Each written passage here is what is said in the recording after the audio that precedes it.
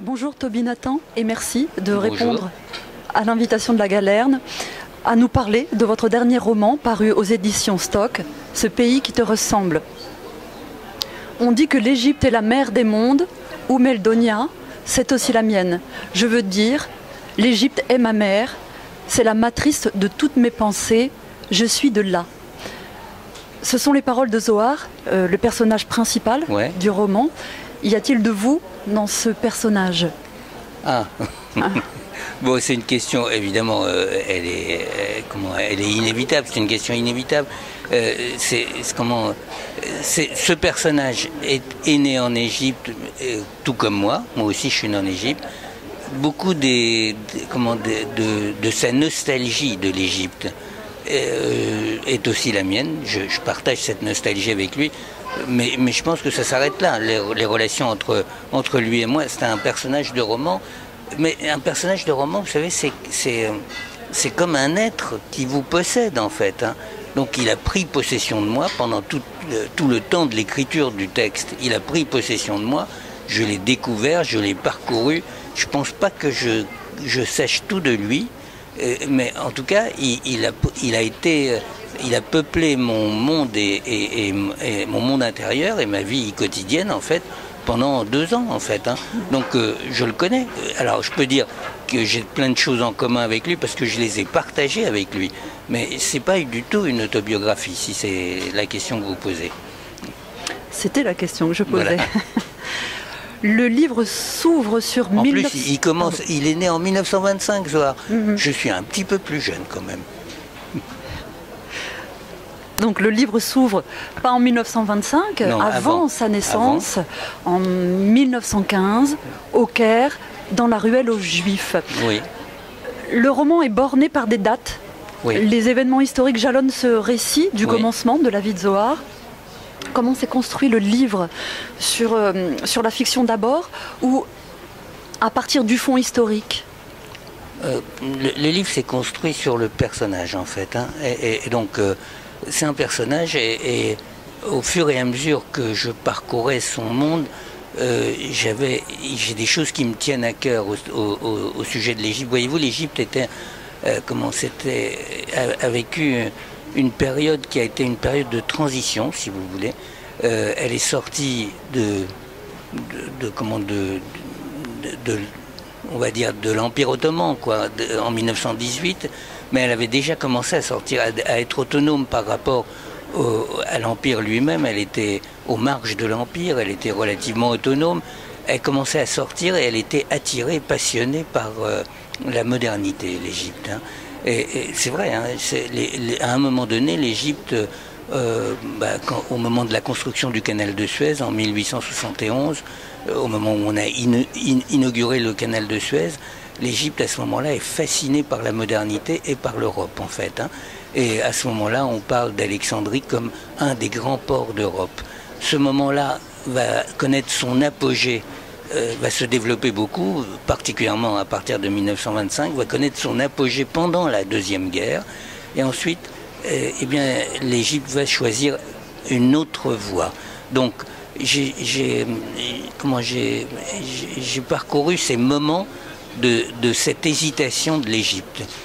C'est-à-dire 1925 où elle aspire à devenir une puissance européenne, 1942 où elle l'est de fait, puisqu'elle est totalement impliquée dans la guerre, puisque à ce moment-là, il y a 1 million de soldats britanniques stationnés en Égypte, à ce moment-là, en 1942, et puis 1952, avec la prise de pouvoir de Nasser et des militaires, et où l'Égypte prend plutôt le parti du tiers-monde et se choisit une autre identité en quelque sorte. Donc ce sont ces 3 moments qui jalonnent le récit et qui sont 3 moments à la fois de l'Égypte et 3 moments aussi pour ces familles aussi qui ont traversé des moments terribles à plusieurs reprises en fait. Hein.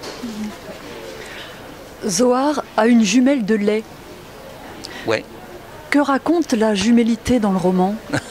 Alors, c'est un peu... C'est-à-dire, là, vous me posiez des questions sur le fait que... Est-ce que c'était autobiographique, le roman?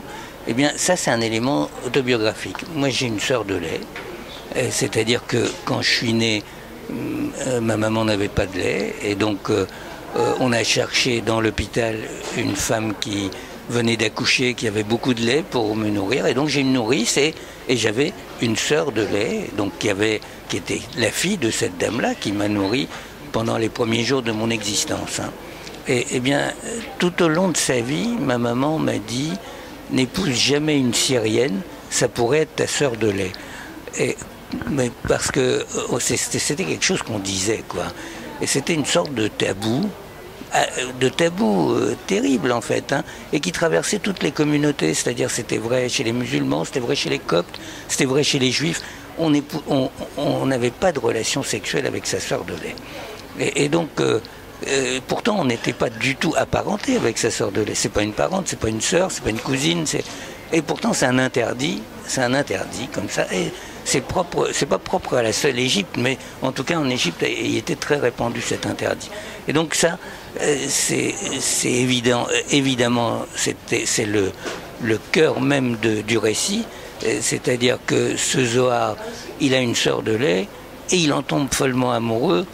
Et non seulement il en tombe amoureux, c'est qu'il est lié à elle par une sorte d'amour magnétique, en fait. Hein. C'est plus que de l'amour, c'est que quand ils s'approchent l'un de l'autre, c'est comme deux aimants comme ça qui se collent l'un à l'autre et ils peuvent plus se détacher, quoi. Et donc c'est ça que j'ai décrit, parce que j'aimais décrire cette passion amoureuse au-delà de toute raison, en fait. Hein. Et c'est autour de ça, c'est cette jumelle et cette sœur de lait.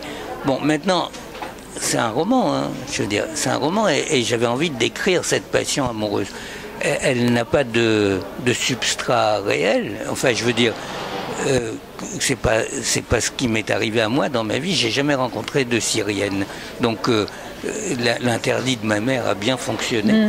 J'ai jamais rencontré de Syrienne, mais dans mon roman, Zohar, lui, rencontre sa sœur de lait et l'aime à la passion. Vous êtes ethnopsychiatre. Qu'est-ce que l'ethnopsychiatre a apporté à la fiction? C'est plutôt l'inverse, vous voyez.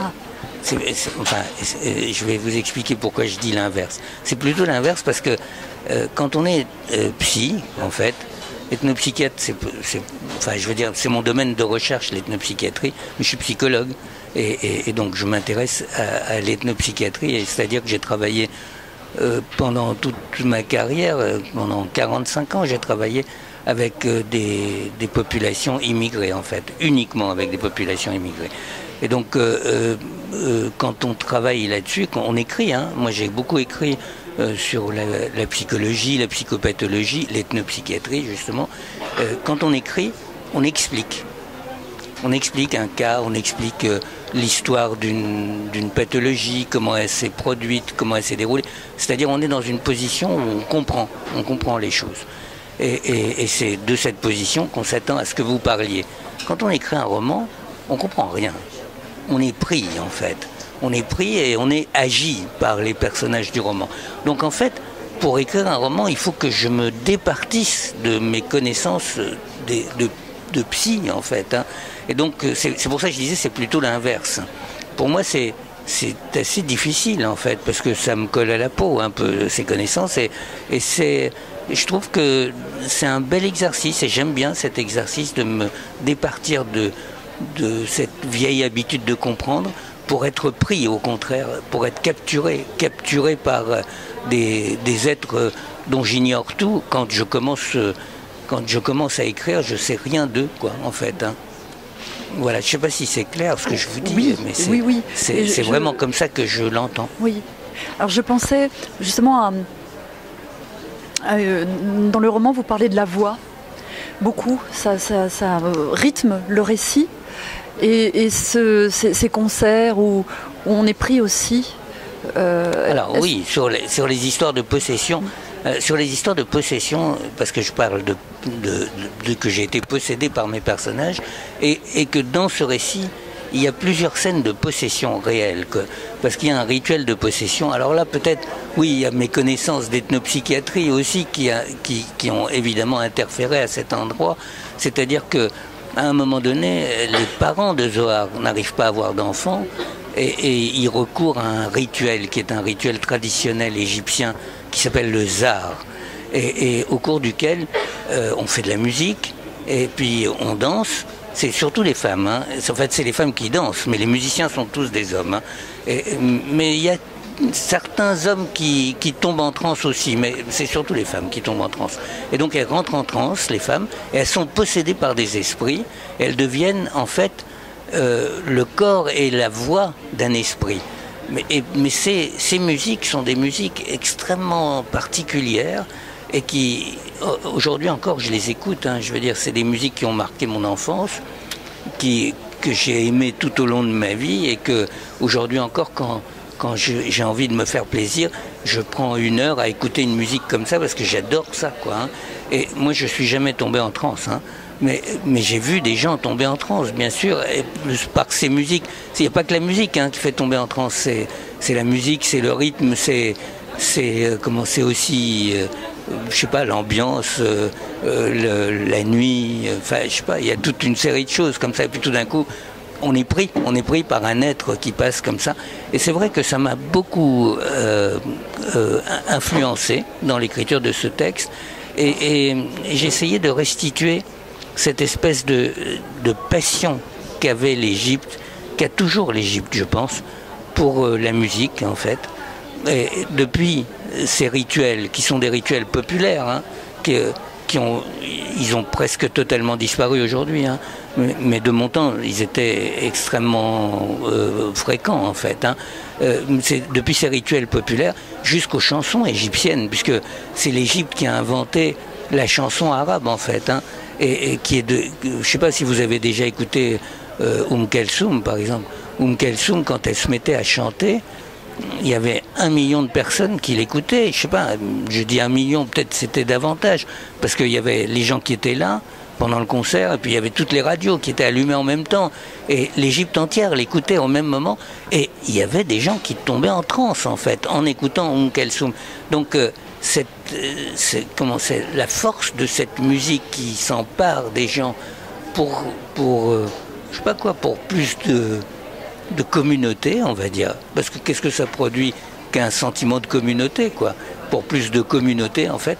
Cette chose-là appartient à l'Égypte, et j'ai essayé de la retranscrire dans le livre, à la fois par des récits, mais aussi par la présence de la musique et du chant tout au long du récit, en fait, hein. Ce roman raconte aussi les contacts, les frottements entre les langues et les cultures de l'Égypte de cette époque-là. Alors, c'est un livre, bon, enfin, on peut rentrer dans un livre de plein d'endroits. C'est évident que ça raconte aussi un temps où l'Égypte était un pays pluriel, en fait, hein.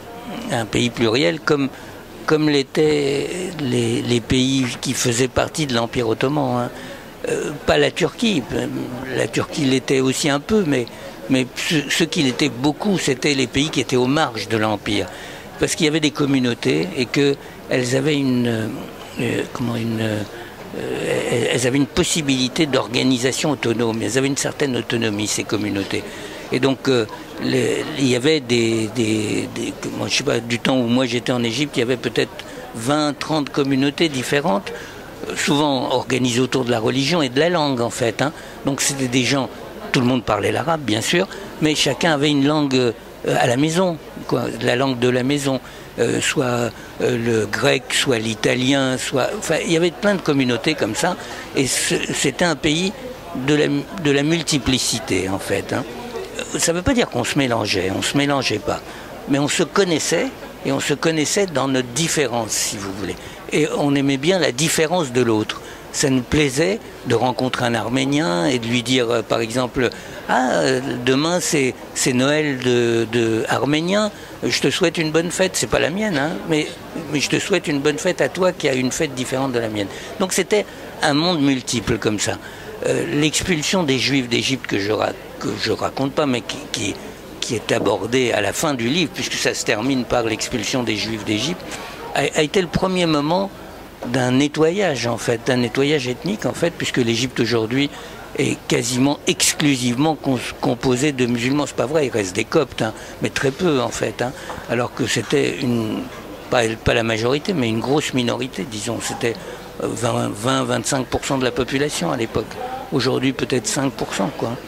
Et donc, c'était un temps où l'Égypte était comme ça, multiple. C'est vrai que je raconte ça, que ça m'intéresse de raconter ça, que des mondes multiples comme ça, aujourd'hui, ils ont quasiment disparu partout.